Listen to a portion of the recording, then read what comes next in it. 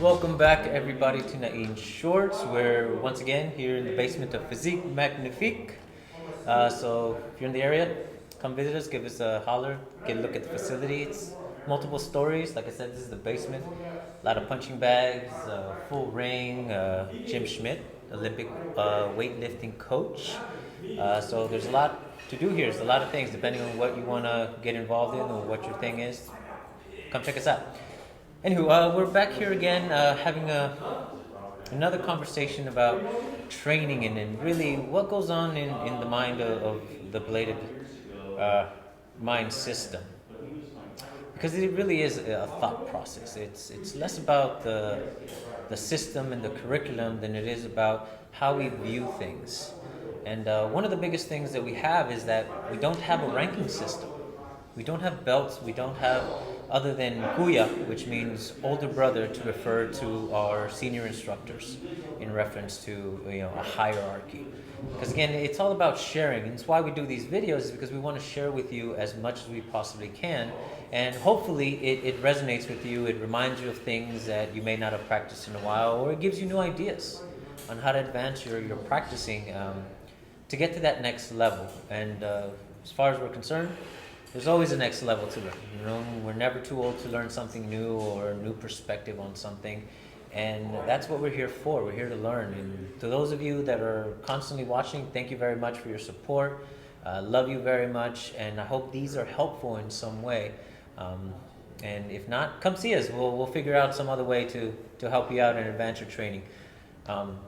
So today I want to talk about how do we then evaluate ourselves here in the bladed mind in reference to our knowledge. What do we know? How well do we know it? Now, the way that I look at the ranking system for other schools and belts is the test itself.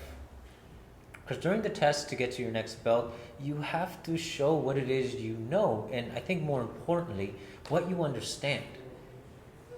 Do you truly get what is being given to you, what was taught to you, enough to be able to relay it to somebody else, your way, your words, not verbatim, not copying a textbook, but really to show that you comprehend the information that was given to you and then demonstrate it. To me, I think that's what those tests are for. And that's why you get that ranking, because it says, hey, I've earned my knowledge. And I think that's great, but because we don't have a physical symbol like that, we use another idea. Again, going back to what's going on in the head, another idea on how to not grade ourselves, but maybe how to measure what we know. How well do we know our information? And that is something we refer to as the 5 levels of understanding. Yes, very simple, just like our anatomy of a strike, there are 5 elements involved in this. Now, keep in mind, a big part of this understanding is for the instructors. It's a template to get the students to go from beginning to end or to an advanced version of any particular lesson. Because this isn't something that we use to measure an individual as a whole, but rather your understanding of each lesson that you've been giving over time. One person could be at a higher level in one lesson and a lower level in another one. And they could have gotten the lessons around the same time, but depending on the individual and how well they learn or don't learn, their levels are going to be different. Again, it's always catered to the student. And the very first thing that we try to get, or we want to see in a student, is, can you do the movement? Now, I emphasize the movement, not the technique, because the technique requires a lot of detailing, a lot of things that go behind it. And sure, it's slop at the beginning and you can refine it, but for us, it's literally just, can you do the movement? Can you physically go high, low, across your body? So, for example, in one of our basic exercises that we've shown before on this, we stretch, we make a diagonal line, make a horizontal line, we punch forward, and we come back around. Now, I've done this so much that even in my level 1 version of it, the gross motion, which is just the generalized idea, I'm going here, out. Okay, that's it. We just want to see if the student can do that. But more importantly, understand the lesson behind that.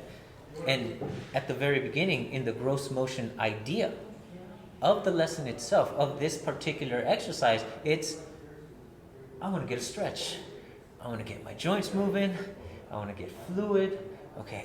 Oh, there's a stretch right there. And if a student can portray that, hey, they got that, then that's level 1 achieved right there. The gross motion, there's no details, it doesn't look pretty, but it achieves the initial goal, which is, let's get a stretch going.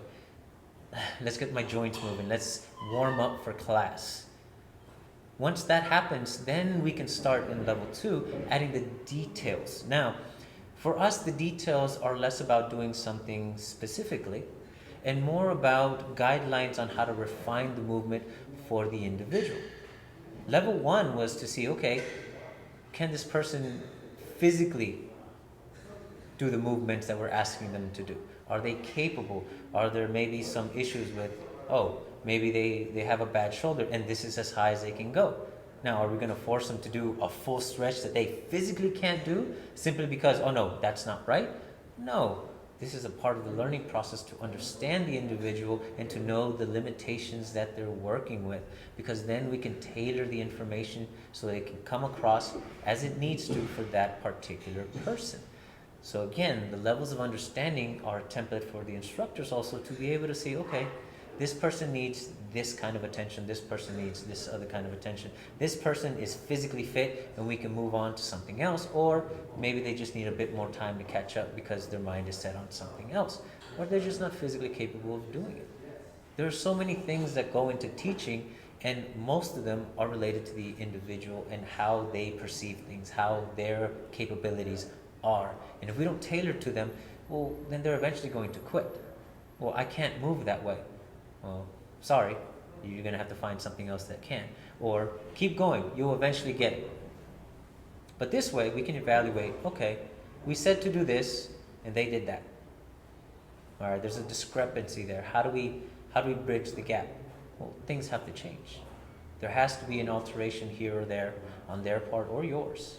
Sometimes both sides, in order to get to the level 2 idea where we start incorporating the details. And again, these details are not meant for the students to do something specific, but rather guidelines. So utilizing their own mechanics that we explored in level 1, they can refine the movement so then they can become something else later on. This is all prep work for what comes next. The initial stuff is great and it's good exercise, but it's not combative, and which is where ultimately we want to get, which means there's a buildup. There has to be a baseline of information that we're creating, and these details allow the students to then framework their movements along with ideas and concepts that are mechanically sound based on simple science that allows them to go. So for this particular exercise, level 2 idea, as we're stretching and we come to the center, we want to extend the tip of the stick to the shoulder and create a line down to the knee. If we're thinking of a bladed concept, which is another detail we can add to this, we're cutting from shoulder to knee. And as we're now here compressed, we want to extend. We want to clear our hand from the path of the center line so we don't get hit, and extend the tip to our target. Now our horizontal move is a cut to the lower line stomach. And from here, we break the wrist and we come back up. And it goes into the other side stretch. As we're here, we want to extend down. And again, we drop the hand to hit the solar plexus. The tip of the stick is the one that's doing the work. And again, if we're thinking of a bladed weapon, now that tip is cutting the face. And as we pull down, that's a cut all the way down. And we have to pull all the way down because if it's a blade idea, you need to be able to cut. And that takes force. And you're generating all this. But what's it doing from the instructor point of view? All these details are then developing the mechanics from dropping the hand all the way down, keeping it safe, but we're developing the strength, the muscles, and everything that goes along with it. Over time and repetition, we build that strength to pull. Because we take other concepts such as we're stronger here, closer to the body, than when we are extended. And if we utilize that concept throughout all of our teachings, then little by little we're developing the person's core strength so they understand that everything comes from the center. Now, that's level 2 idea. There's details that you can add that then help you develop these things better. Even to the point where we do switch the weapon, where now you are holding a bladed weapon, this is a cut. Oh, my hand is down, my blade is extended all the way out. If you see it from the side, I'm extending towards my target. I'm not bringing my hand out, I'm extending the tip. So we drop and go out to cut all the way down. We clear our hand from the center line so it can't possibly be cut, and we reach our target. We come up and we hit. Now, if you notice the mechanical aspect of this, one of the details is that we're doing these at 3 different ranges. The first one, I'm extending, which suggests long range. Here, it's medium range, because I'm still using the full length of my weapon to reach my target, but I'm keeping my hand clear. And this, I'm hitting with a punch. You have to be at close range in order to do that. So part of the details that are later revealed are then the ranging that goes along with it. But we're learning and teaching all that from the very beginning, from gross motion. We do not emphasize it, so the students can only focus on the movement itself, and little by little we start adding the details later on, so then it can develop into something more. Same motion that's being refined throughout the process. So now we're getting the students to do something basic, but at a more advanced level, because we don't teach anything new, we just progress from the original idea. Then we get into level 3. Now we're adding variation. Now the variation could be incredibly simple. It could be as simple as from this standard shoulder to shoulder stance to a left leg lead. Now can you do the motions and maintain the details from level 2 in this? Now at first, whenever we do add a variation, level 3, it automatically goes back to level 1, gross motion, because it is something new. It changes. So for a lot of students, it is difficult to adapt everything that they've already been doing when something has changed that they're not accustomed to. So, but because we spend so much time on the first 2 levels, they easily catch up, because then they understand, oh wait, it's the same motion. Oh, the same details apply. Oh, I'm still turning my hip, but I'm no longer stretching on this. Oh, because of my step. Oh, I see. So they start utilizing the details much faster, because they become part of the process itself, and it's a recycling process. Then we do a right leg lead, then we step back, then for every motion we do a different step, and all the details still follow along. It's nothing new that they haven't been doing. We just reference it a little bit by changing the dynamic of what's going on either up here, up here or down here in the feet. They're 2 separate parts, but they work independently to achieve a goal. Now, what if then we change and there's no weapons? Well, the motions still apply. You can still do them. The details still are involved in everything that we do. The emphasis becomes different because the point of contact becomes different. And this is where the anatomy of a strike then helps carry the students into the next level of their understanding, because now they have those elements to play with. They know, okay, well, if I don't have a weapon in my hand, well, I have to be close enough to touch them.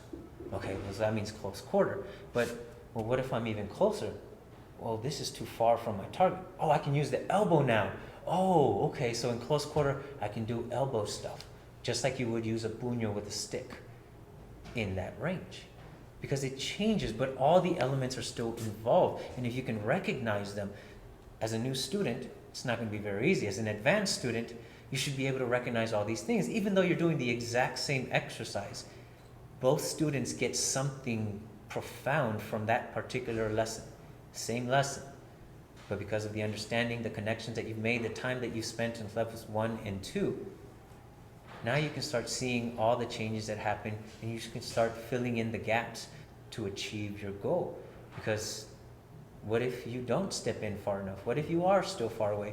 If you recognize those differences, what's missing, what's needed, then you can adapt constantly, and your variations are no longer set by a drill or an exercise. They are now predicated on what's happening around you. Oh, he came in really fast. I wasn't ready. Oh, I have my elbows, I have my knees. How did I know that? Because you understand that at that range, with those details involved, your variation has to happen. There has to be a change somewhere along the way in order for you to accomplish what it is you're trying to do. So this is the way that we teach our students, and we really stay a lot in between levels 1 and 3, 1, 2, and 3, and we repeat the process over and over again, and we go forward and we go backward, depending on what the student needs, depending on how the student shows their comprehension of these first 3 levels. Now, levels 4 and 5, there's sort of the happenstance of the process itself. Level 4 is, do you understand a particular lesson well enough to give it to somebody else? And we're not talking about, again, repeating word for word what was told or teaching it the way that your instructor taught it to you, but rather, do you comprehend it enough to say it your way, using your words, your vocabulary, and still get the same message across? Now, granted, even level 4, there's going to be variances. You could know one lesson at its most basic level, let's call it the gross motion idea of it. You can teach level 1 of it. You can teach level 2. You can teach up to level 3. And even then within that, how many variations or ideas behind that can you teach? So there is a way to gauge even your knowledge, not just what you can do physically, but your understanding of it. And through this process, you eventually start creating your level 5. You start filling in your own ideas, your own perspective and concepts on what it is that you do. You essentially start creating your own art. And in the Bladed Mind, that's what we hope for our students.